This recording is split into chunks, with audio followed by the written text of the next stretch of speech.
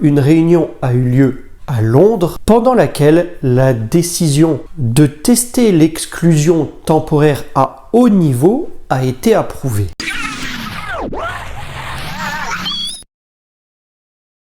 Les amis, si vous avez suivi ma vidéo sur les perspectives 2024, vous pouvez toujours la regarder d'ailleurs, ce n'est pas trop tard, eh bien vous savez qu'il y aura des sujets sur l'évolution des règles au niveau de l'arbitrage. Et en voilà une qui est en réflexion, qui va sans doute arriver et je voulais la traiter dans une de mes vidéos. C'est une règle aussi pour laquelle j'aimerais votre avis et donc n'hésitez pas sur celle-ci à réagir et à partager vos avis dans la section commentaires. En effet, dans cette vidéo, eh bien, je vais vous parler tout simplement du carton orange. Vous en avez peut-être entendu parler, peut-être pas. Dans tous les cas, je vais détailler ce qui peut nous attendre dans les mois à venir. Allez, sans plus de blabla, sans transition, on y va.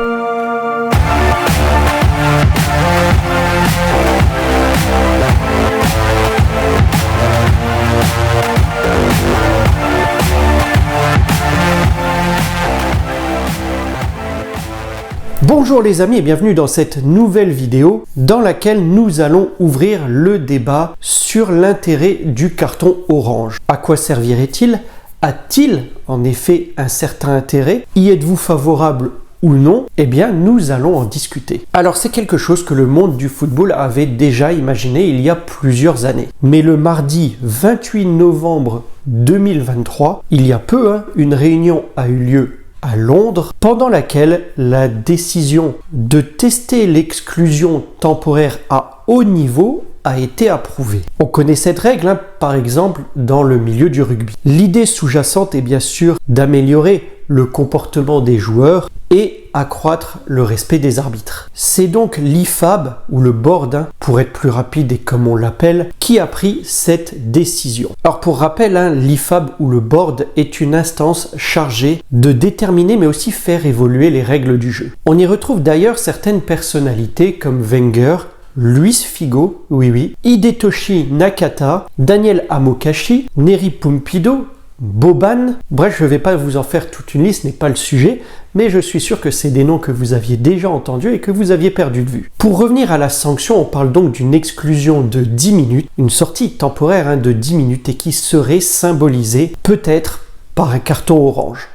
Il sanctionnerait des fautes jugées plus graves qu'un carton jaune, mais pas assez graves pour justifier d'un rouge. Bon oui, je vous entends, il va falloir préciser les choses. Alors on pressent par exemple que ça pourrait être pour des fautes tactiques. Vous savez, ces genres de fautes où il y a une contre-attaque prometteuse qui est gâchée par une faute tactique, comme un joueur qui viendrait délibérément tirer le maillot de son adversaire grossièrement pour empêcher le contre d'aller à son terme et permettre de fait de replacer ses coéquipiers. Je sais que vous voyez de quoi je parle, ça arrive assez souvent. Donc c'est un exemple et il faudra effectivement préciser les choses, mais ça pourrait être pour bientôt. En effet, une réunion du board est prévue en mars pour trancher.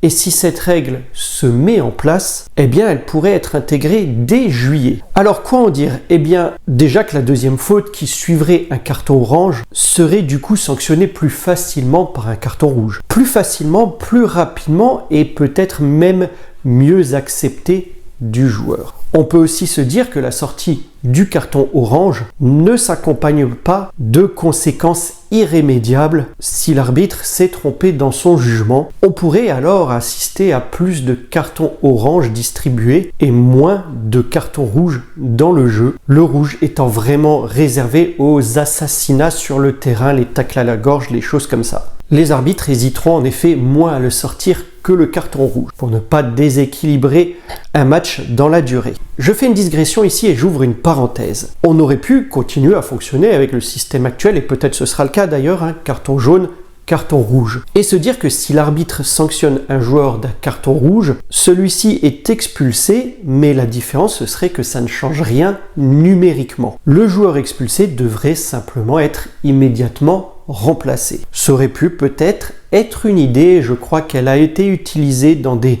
divisions un peu plus inférieures, peut-être au niveau du championnat amateur. Bref, c'est pas une piste qui a été suivie. On verra si celle du carton orange le sera. Je referme la parenthèse. Le football évolue, le règlement aussi, et on a tendance à copier les bonnes pratiques d'ailleurs. On l'a vu avec l'assistance vidéo, et pourquoi pas maintenant l'expulsion temporaire. Si la volonté est de préserver le jeu pour éviter les déséquilibres irrémédiables en termes de nombre de joueurs, se retrouver finalement trop tôt numériquement et tuer le match, mais aussi préserver le régulateur du jeu, qui est l'arbitre, ma foi, pourquoi pas, à voir. Mais vous, qu'en pensez-vous? Si vous avez suivi la vidéo jusqu'à son terme, dites-le moi en commentaire, votre avis m'intéresse comme je l'ai dit en introduction. De toutes les façons, la décision s'imposera à nous et on pourra voir ça, on suivra ça dans les semaines à venir. Alors un peu de patience et d'ici là, likez, partagez, commentez mais surtout appréciez. Moi je vous dis à bientôt pour une prochaine vidéo, portez-vous bien les amis, au revoir.